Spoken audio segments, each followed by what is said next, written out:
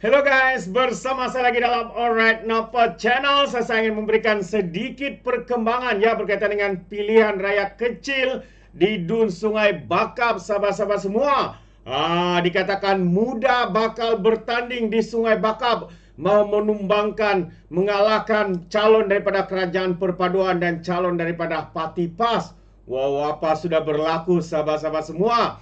Namun apa yang lebih hebat lagi adalah apabila Timbalan Presiden Parti PAS mengumumkan calon mereka, dan dalam pengumuman itu beliau menyatakan bahwa calon mereka mempunyai kelayakan ISO.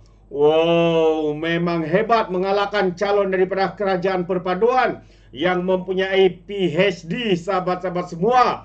Jadi sebelum saya meneruskan isu berkaitan dengan mungkin muda mau bertanding ini, sahabat semua, saya ingin memberikan sedikit pemakluman apa sebenar maklumat berkaitan dengan ISO ini. Jadi tanpa membuang masa, izinkan saya untuk membaca kenyataan ini. Apakah sebenar ISO? Jadi ISO itu adalah merujuk kepada International Organization for Standardization, yaitu organisasi ini adalah sebuah badan bersekutu yang menggabungkan organisasi dari seluruh dunia yang bertanggung jawab mewujudkan standard di negara masing-masing. Ia ditubuhkan pada 27 Februari 1947 dan beribu pejabat di Geneva, Switzerland. ISO 9000 kini digunakan lebih 150 buah negara di dunia. Jadi apakah ISO? Apakah ISO ini? ISO ini adalah satu standard yang bertulis yang menetapkan dan menerangkan elemen-elemen asas yang perlu ada dalam sistem kualiti bagi memastikan perkhidmatan yang diberikan oleh sesebuah organisasi dapat memenuhi kehendak pelanggan dan diiktiraf di peringkat antarabangsa. Jadi kualiti dalam ISO boleh ditakrifkan sebagai keseluruhan ciri-ciri dan sifat-sifat produk atau perkhidmatan yang dapat memenuhi kehendak yang dinyatakan dan tersirat mengikut kehendak pelanggan. Jadi sahabat semua, jelas ya apa yang saya bacakan kepada Anda maksud ISO. Jadi maksudnya di sini adalah ISO ini hanya diberikan kepada sebuah syarikat, sebuah company, organisasi, dan bukannya diberikan kepada seseorang individu. Jadi saya agak muskil kenapa perlu dibentangkan ataupun dinyatakan oleh pemimpin PAS ini semasa mereka mengumumkan calon mereka. Kononnya ada ISO. Hebat. Macam company syarikat pula ya. Dan saya berfikiran baik sebenarnya. Adakah pemimpin daripada PAS ini sebenarnya pernah mengikuti bengkel ISO ya untuk mengetahui apakah syarat-syarat, ciri-ciri di mana mungkin syarikat dia bekerja untuk memenuhi keperluan dalam ISO. Jadi dia pun sertakan biodata dia yang dia memiliki ISO, sedangkan ISO ini sahabat semua hanya diberikan kepada syarikat dan bukannya kepada individu. Jadi ini agak muskil. Kalau sebelum ini calon daripada di DUNS PRK Kampung Baru ya, Kampung Baru di Selangor baru-baru ini, Kota Baru ya. Maafkan saya ya. Saya lupa nama dia, mungkin Anda boleh sebut di dalam ruangan komen. Yang mana dinyatakan pada ISO ini calon daripada Bersatu juga terpalit dengan berkaitan dengan pendidikan yang dipersoalkan oleh rakyat. Hari ini sekali lagi calon daripada PAS memiliki ISO. Adakah mereka faham atau tidak faham dengan maklumat asas ISO ini, sahabat-sahabat semua? Jadi mungkin ini antara kehebatan ya pemimpin-pemimpin daripada PAS sehingga memaklumkan dan mengumumkan ya calon mereka mempunyai ataupun ada ISO. Apa sudah berlaku sahabat-sahabat semua. Jadi agak melucukan, tapi inilah realitinya ya. Calon-calon yang ada yang dipertandingkan oleh Perikatan Nasional ini seakan-akan mereka ini sudah kehilangan pelapis ataupun pemimpin yang boleh diketengahkan. Itu pandangan saya sahabat semua. Bagaimana dengan Anda? Jadi untuk perkara yang kedua, muda intai ya, pilihan raya kecil di Sungai Bakap untuk bangkit semula. Itu antara kenyataan daripada penganalisis. Jadi apa sebenarnya yang berlaku? Mari kita lihat kenyataan media ini.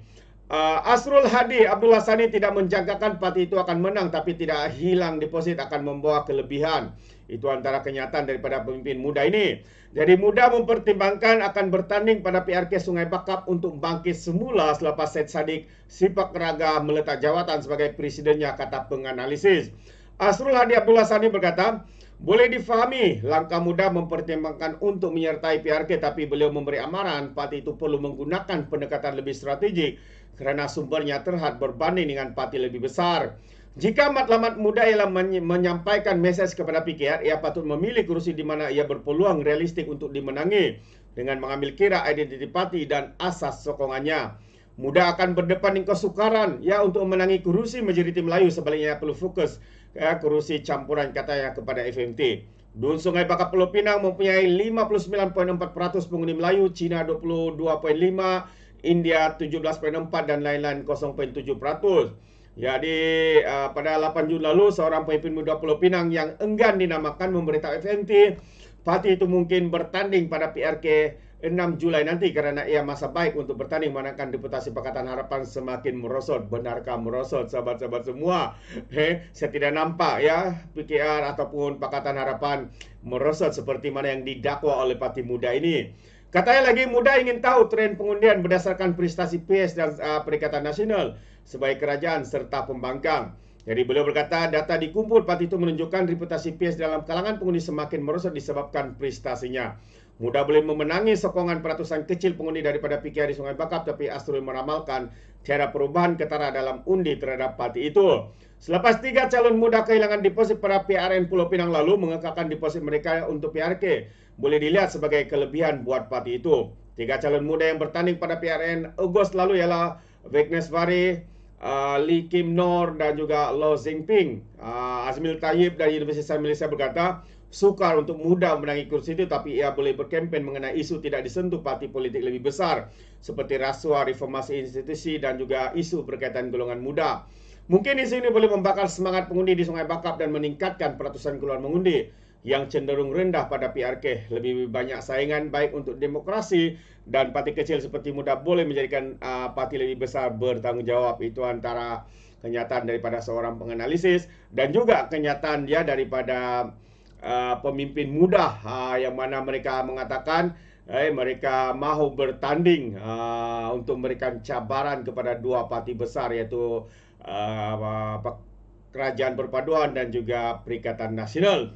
Jadi apa komen anda sahabat semua untuk perkara pertama yang saya kongsikan, yang mana dikatakan calon PAS ada ISO, memang hebat. Aduh. Jadi saya pun tak pasti adakah mereka faham isu ISO ini apa maksudnya atau sebaliknya, atau mereka hanya sekadar mau kelihatan hebat dengan itu mengumumkan dengan sembrono ataupun dengan dangkal berkaitan dengan ISO ini. Perlu diingat sahabat semua, sekali lagi ISO ini hanya diberikan kepada syarikat, bukan individu ataupun manusia. Jadi kalau calon PAS ini ada ISO, apa kita panggil? Ostad. Jadi terima kasih pandangan anda berikan dalam ruangan komen. Jadi izinkan saya untuk mengundurkan diri. Dan seperti biasa, peribahasa mengatakan tapapun kangkap 2 tahun keinginan, dalam bahasa Melayu tepuk dada tanya selera. Sekian daripada Alright Nampak Channel. Saya kita berjumpa lagi. Bye-bye.